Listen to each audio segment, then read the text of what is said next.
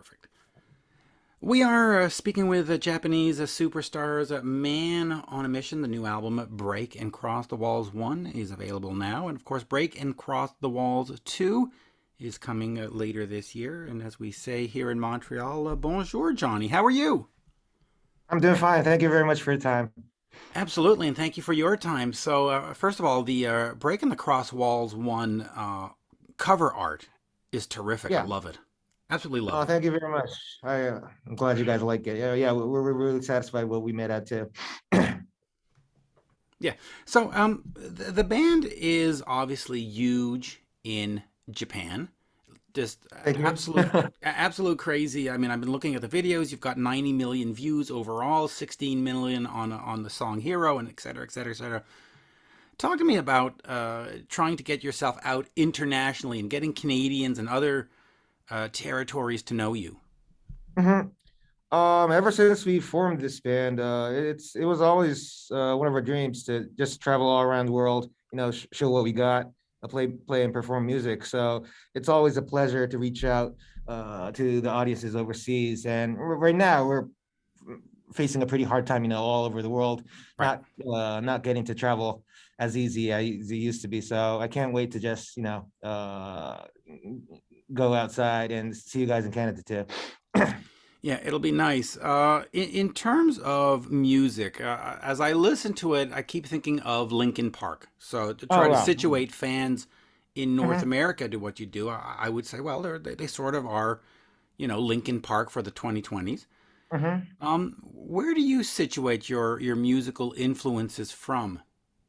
I guess we've the core influence to our music was probably all the music that was going on in the 90s Right. all over the world. Yeah, especially the huge movement that was called grunge, alternative guitar rock kind of stuff. Also the mixture stuff that started Linkin Park, obviously, Rage Against the Machine, all the hybrid kind of bands that always styled the authentic rock and also other essences too. So I guess we're trying to challenge that in our way in this era. Yeah. Yeah, you're doing it very successfully in Thank terms you. of the masks and the wolf heads.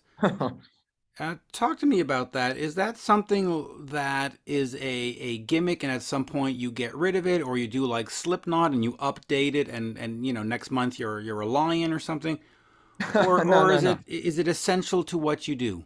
It's permanent. It's essential to what we do. We Okay, look like this. We're what we are right now. So yeah, it's not a mask.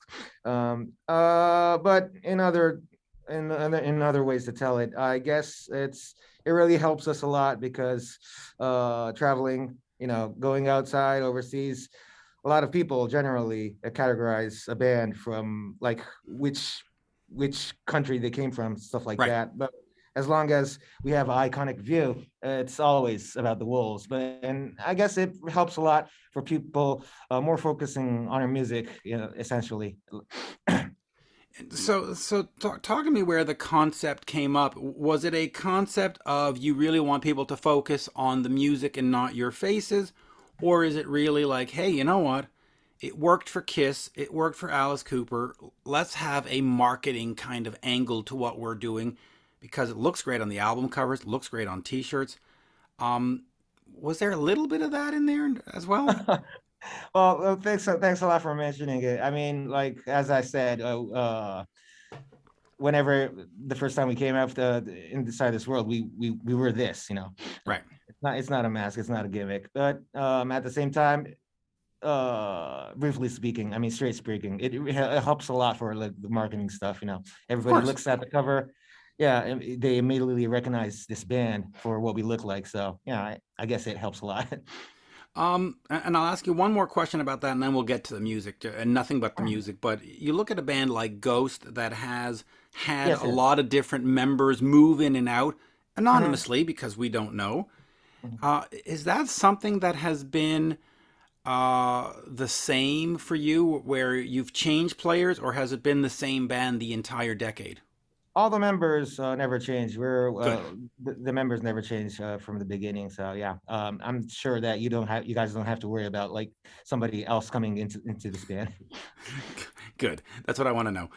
So break and cross the walls one or break and cross the walls was supposed to be a double album. Of course, Yeah, sure. COVID kind of messed that up. Talk to me a little bit about that. Yeah. It has been almost like 3.5 years since we've released our last original like full Hmm. album, stuff like that. And yeah, of course we were having a pretty hard time during this situation, as well as all over all the people all over the world.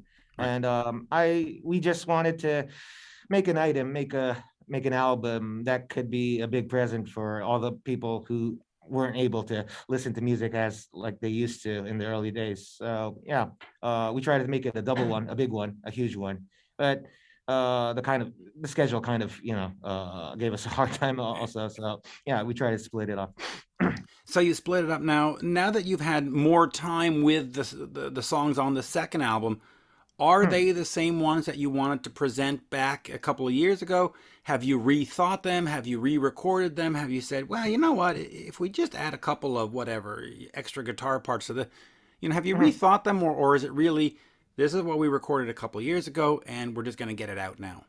We've remastered it, so it's gonna Oh, good. sound different from what you guys have already listened to. And at the same time, like splitting it up turned out to be a pretty good, gimmick for us too, because we never done this kind of stuff, Right. releasing two albums in a row. And after we released the first one, like obviously you guys, the interviewers, checked it out and told Hmm. us a lot of good compliments. So I guess Hmm. it helped us a lot in continually working on a second one, trying to make it a better one than the first one. Yeah.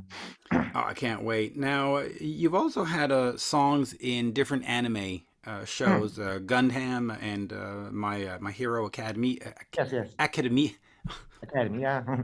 Yeah, that one. I don't know why I can't say that word. Maybe it's because It's- it's 10 o'clock at night and I'm having to drink coffee. But talk to me about that. Writing for anime, do you just sort of do a song and then they just take it? Or do you actually sort of get into the characters and understand the story and say, okay, lyrically, this is what we need to do? Talk to me about that process a little bit. I guess it's the later part, yeah, that you said. We are a huge anime fan Hmm. ourselves. It's a great culture going on in Japan, and I believe it's one of the biggest cultures that actually influences a lot of people all over the world. That was born in Japan, and we're a big fan ourselves. And but whenever the people who are working on the script, the movie, the animation, whatever, always gives us the time to check the movie or the story one more time, and we try to dig in, actually, dig in the story one more time and Right. try to make it sound, of course, our song, but at the same time, a good anthem for the story itself too. For the story.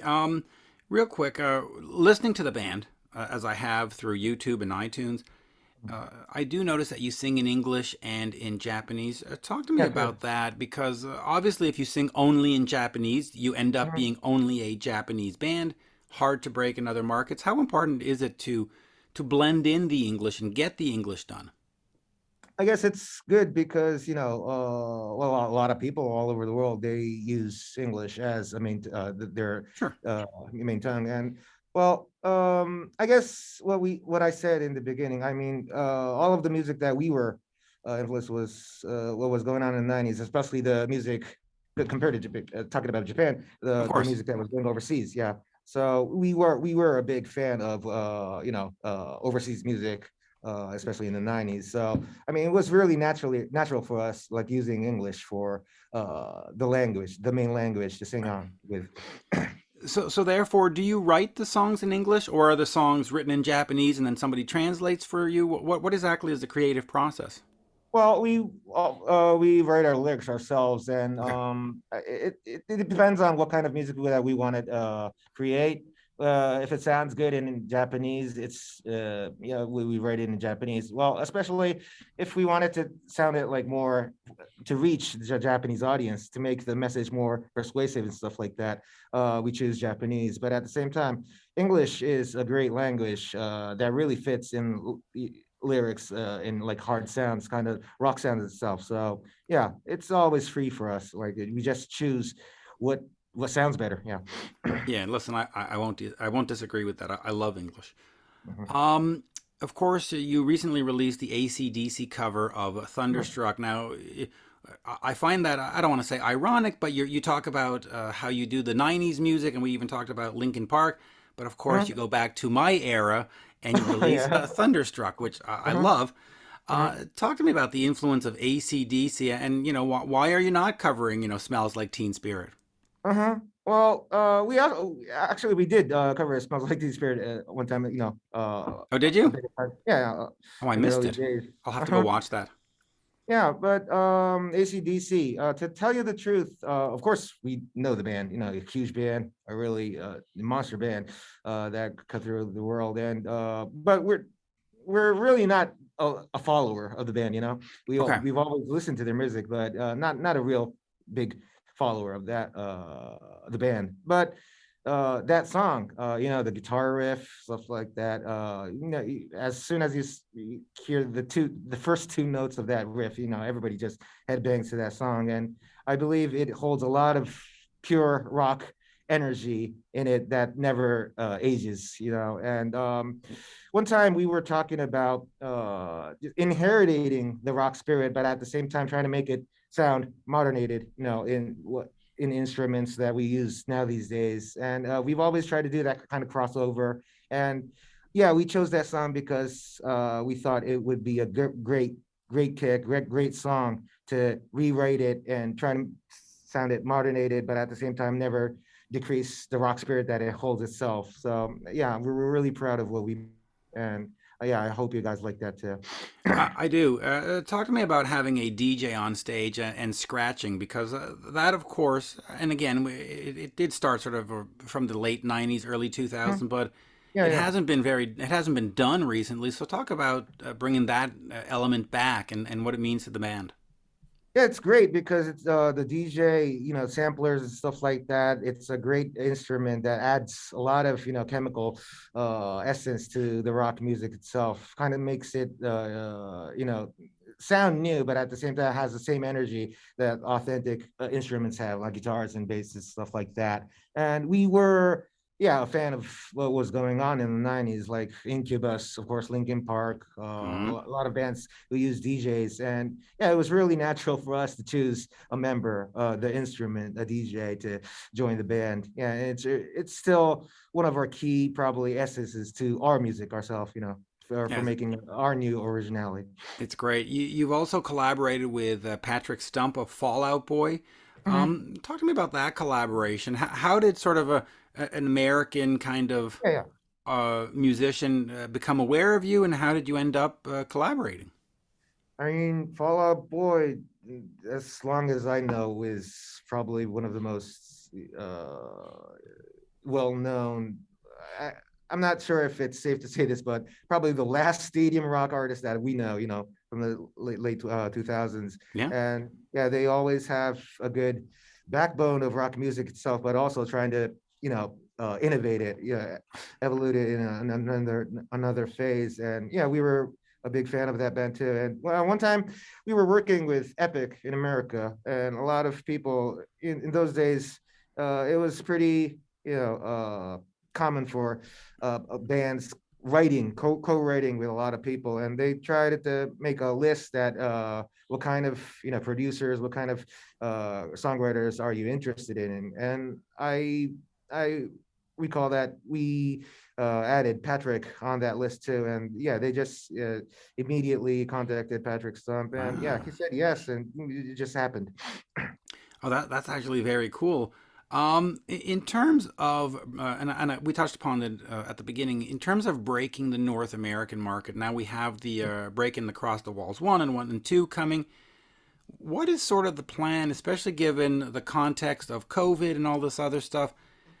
Are you coming over to do a major tour? Would it be a tour just on your own, or do you want to sort of hook up with one of the bands here and either open for them or have them open for you? What are sort of the plans now to reach past Japan and take Yeah. over Canada, North America, Europe, hopefully?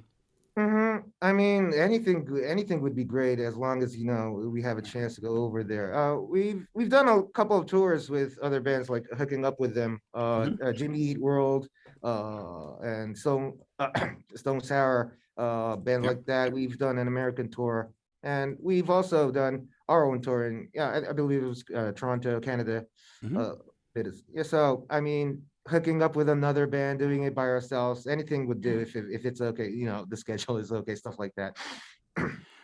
Just quickly talk to me a little bit about the Japanese music scene because I'm a huge fan of Japanese CDs. I buy all my CDs from CD Japan Wow, because there's always great. bonus tracks and there's always and the Mhm. manufacturing of CDs and vinyl from Japan is world class. You can't be Yeah, beaten. that it's still a big business, making CDs. I believe it's not that major anymore, making a real CD. Now these days everybody's like using Spotify, all the data kind of stuff. But yeah, I guess it's really huge. The industry itself is really still huge in Japan. But what is the rock scene like? Because you think of baby metal and you think of Aldouillas and a bunch of other bands. Yeah, yeah. There seems to be a lot of rock and quite frankly, there seems to be a lot of all female heavy metal or hard rock bands in Japan, which is actually kind of Yes, cool. yeah. It Um, is. yeah.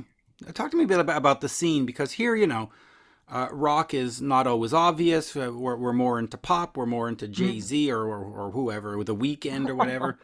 Yeah. Um, but Japan seems to be holding on and seems to be creating more and new and fresh and exciting. What is the scene like over there currently?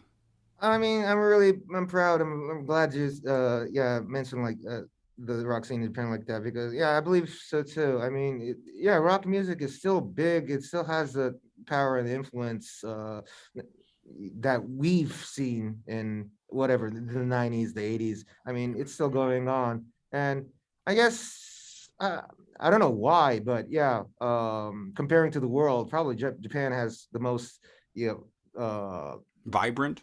yeah, they're vibrant. Yeah, really various kind of artists are coming up out every day, and yeah. No, I'm not really sure why, but it's great to be in the scene in Japan and seeing it and I love it that a lot of people all over the world are loving baby metal stuff like that. Yeah, they even done one man show in what was that uh in England, that Yeah. uh, big stadium. Oh, the O2 or Wembley? Oh, Wembley. Yeah, they Yeah. done it in Wembley. I mean, I never imagined that, a Japanese metal band, a 10-year-old girl singing in front of, the same guys and everybody just headbang into that. It's so beautiful. Yeah. It is great. Now, in terms of the band sound, which we've discussed, do you see yourself sort of doing that like AC/DC for the next 20 or 30 years? Or do you see yourself more like a Madonna or a U2 or even a Peter Gabriel that sort of switches stuff up and says, okay, we've done the rock stuff. Now let's go do a prog thing. Now let's go do our pop album. Do you see yourself switching your sound or are you like AC/DC? No, this is who we are. This is what we do. Take it or Just leave it. rock.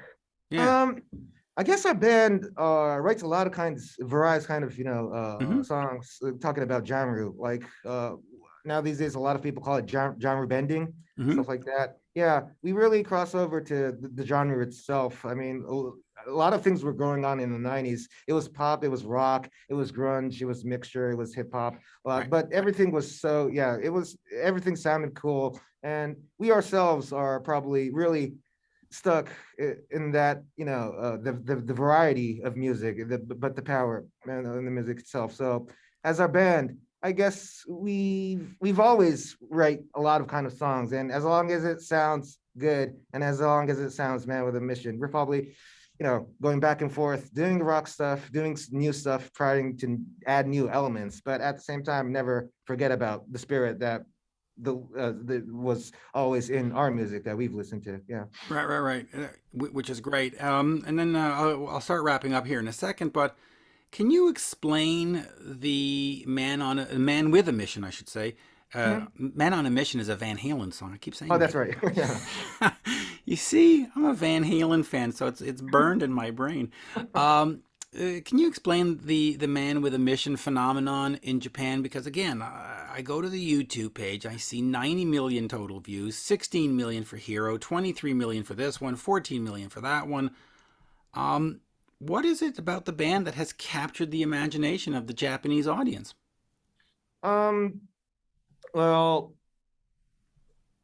yeah, I mean, it's probably it's definitely what we the appearance of this band. It's it's a great eye catch. Everybody Sure. notices at, suddenly, but at the same time, I believe um, appearing like this, but at the same time, doing music that has the energy and also the passion that probably everybody holds. But a wolf is doing it, so it's more the message is more straight and kind of I I believe it kind of sounds innocent too, It's never about like showing off or like Right. trying to be in a band and being cool and stuff like that, but as long as a wolf is doing it. So I guess people are really focusing to our music a lot more than normal bands, stuff like that. And they also enjoy any kind of backstory that we have, different from the human beings. And I guess that's the whole package, the phenomena that's going on in among our band. Yeah.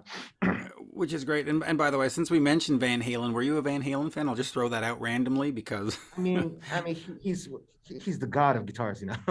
right. Yeah.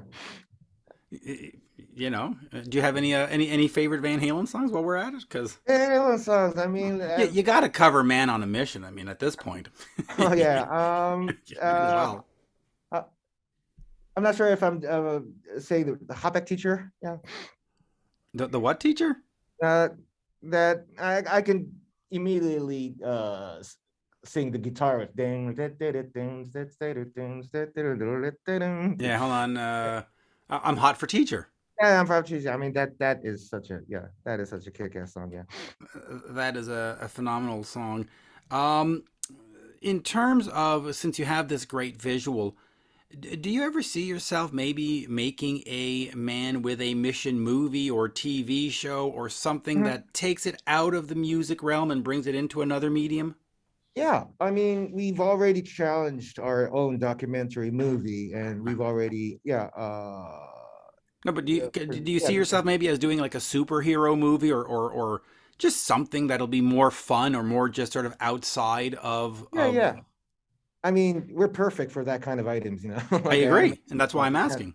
yeah. So, yeah, actually, we've been talking about that a long time because that's another great way to break through our character, our music overseas. Animation would help a lot. So, yeah, we've always been talking about that. And if you know somebody who can, make that happen, please introduce him immediately.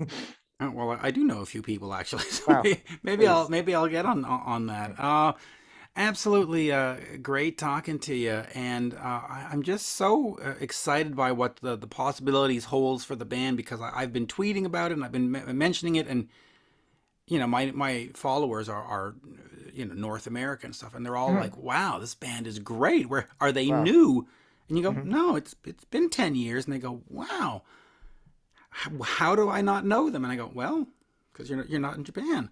Um, Please. so Thanks, so man. uh, so I'm looking forward to letting more people know about the band and getting the message out. And there you go. And after these two Great. albums are done, have you thought of what's next? Yeah, I mean, as soon as we finish, it's a couple more songs to finish the second one, and I mean, as soon as we finish it, as you already mentioned, we're willing to, go back, see you guys, America and Canada, and after that, we're actually working on another song, of course, not on the album, and I believe it's going to be a big news all over the world, yeah. For the world, not only in Japan. So I can't wait to, release that news to you guys too. Well, since you've teased it, what's it for? Is it a for a soundtrack? Is it for an anime thing? Is it a political statement? What is this one song that's going to change the world? I I'm not sure if we're allowed to say it, but you guys can probably watch it, the item all over the world. Yeah, it's not only a domestic one in Japan. Oh well, I'm looking forward to that. There you go. And as we say here in Montreal, thank you. Thank you very much. Absolute pleasure. And I'll tell you this, my dream has always been to go to Japan. That is something on my bucket list, and I'm hoping to get it done soon. Please, anytime, please. Welcome. Thank you. There you go. It's been perfect. Great. Okay. Merci bien.